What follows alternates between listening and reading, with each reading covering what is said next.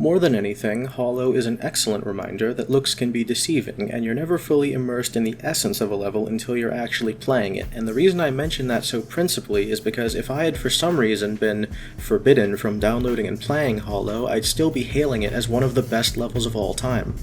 Such a fall-off between expectation and reality makes it sound like the playing experience of the level is horrible, which it isn't, and I would even still say that Hollow is a good level, but for me it's a level that's characterized primarily by its failure to live up to its ideals. To elaborate on what I mean by that, let's talk about the average experience for learning and playing a hardish demon, which is about where Hollow ranks in difficulty.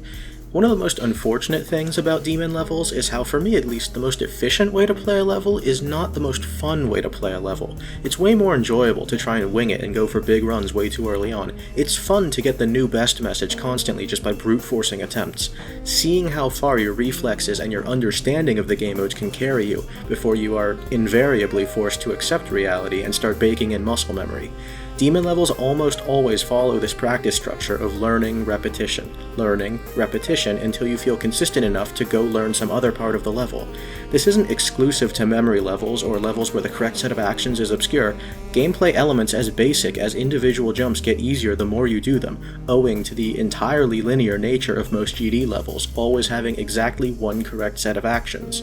Practicing a good level alleviates the boredom of this process, but it still fails to match the highs of actually trying to execute, put it all together, with it all on the line. So now enter Hollow. I first saw a video of it when Quazery announced its release on Twitter, and I was immediately wowed by this first robot part, because to me, this looks like a promising example of improvisational gameplay, where your understanding of the game's mechanics can be a sufficient replacement for muscle memory. This isn't the first level I've seen with a lot of possible routes, but it's the first I've seen where it seems the intention is that practice and play happen at the same time. This part of the level fully lives up to the ideals of improvisational gameplay.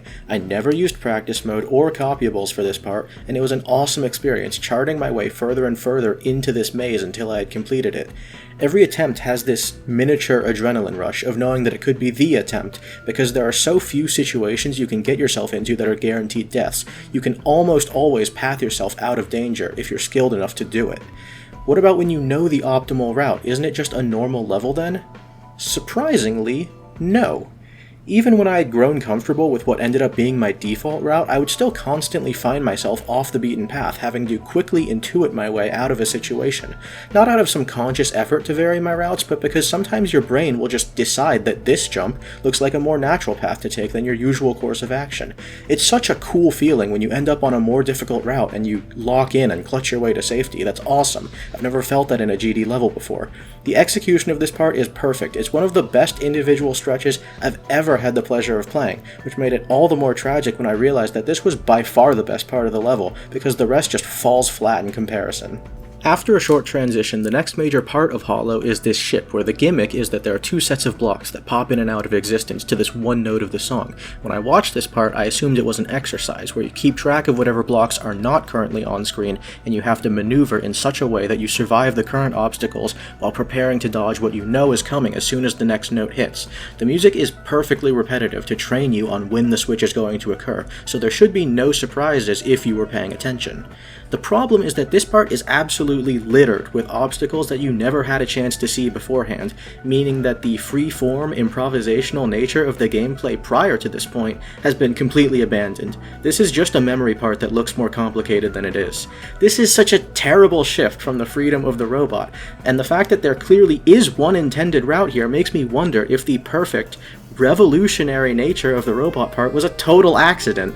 There's nothing wrong with making a memory level, but this could have totally been another excellent part where you can rely on brain power and ship control alone, and that's why I think this level is so close to being a unique masterpiece, but the decisions that Quazery made regarding the gameplay have resulted in it being a memory level with a fancy paint job, and unfortunately the drop, which comprises the remaining duration of the level, is just a straight up memory part. There are several routes, but regardless of which one you decide to follow, the gameplay is far too fast and unreadable for you to have a prayer of relying on instinct and improvisational skills. Remember when I said that just playing the robot part normally was practice? It would be damn near torturous to try learning either the ship or the drop this way.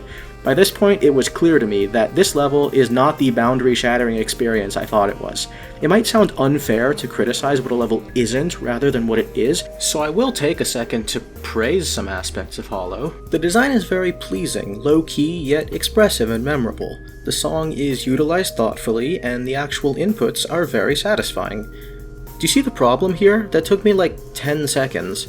In a vacuum, this level is well executed, but just not that notable. Nowhere near the paragraph-long appraisal I could have been writing had it been crafted just a little differently.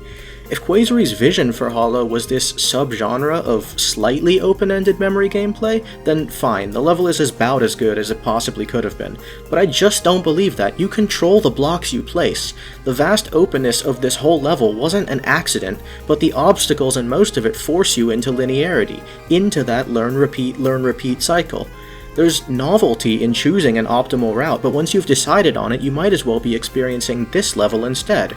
I really don't think Quazery realized the masterpiece he was on track to create, and I don't think I'll ever be able to play this level without a melancholic taste, knowing the truly one-of-a-kind experience this level promised, delivered, then abandoned. 6 out of 10.